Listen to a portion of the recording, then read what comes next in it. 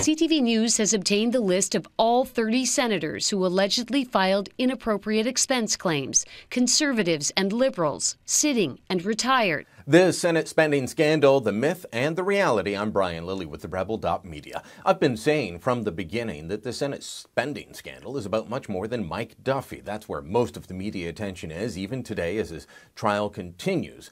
But I said, this is about more than Duffy. If Duffy is a problem with his spending habits, then there's plenty more in the Red Chamber. And of course, many of you will know about Pamela Wallen's problems and Patrick Brazo and Mac Harb, the retired Liberal senator who goes on trial later this year. Well, turns out there's a lot more, as I've been saying from the beginning. The Auditor General's report comes out on Tuesday, but CTV News has been provided, and they have published, a list of senators being referred to the RCMP, as well as those who have smaller sums and are agreeing to pay them back. Now, it ranges from small, Senator Nancy Green, appointed by Prime Minister Stephen Harper. She owes $2,800 in inappropriate expenses. Not a big amount when you consider the size of their office budgets, but then it goes up a lot higher to Senator Rod Zimmer, $176,014.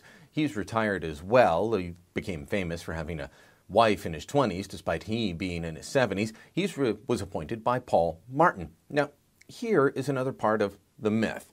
This has been described as a Harper problem, and this is Stephen Harper's Senate, and Stephen Harper did this. Well, let's take a look at the list as published by CTV and look at who appointed the senators. As I said, retired Senator Zimmer was appointed by Paul Martin. Next down on the list is Marie Charette-Poulin. She's a former CBC executive, and she was appointed by Jean Chrétien. Now, Rose-Marie Lucier-Coul, $110,000 is what she owes, appointed by Chrétien as well.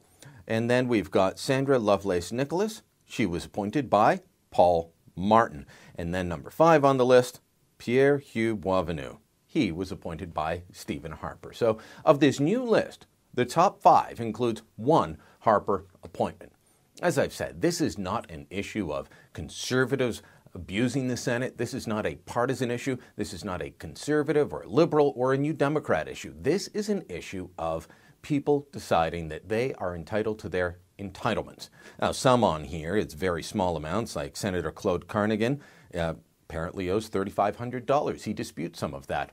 Again, a small amount, and he says it falls within the rules, so he'll take it to arbitration. But $176,000 in inappropriate expenses, that goes beyond merely having a disagreement with the accounting department that vets your expenses.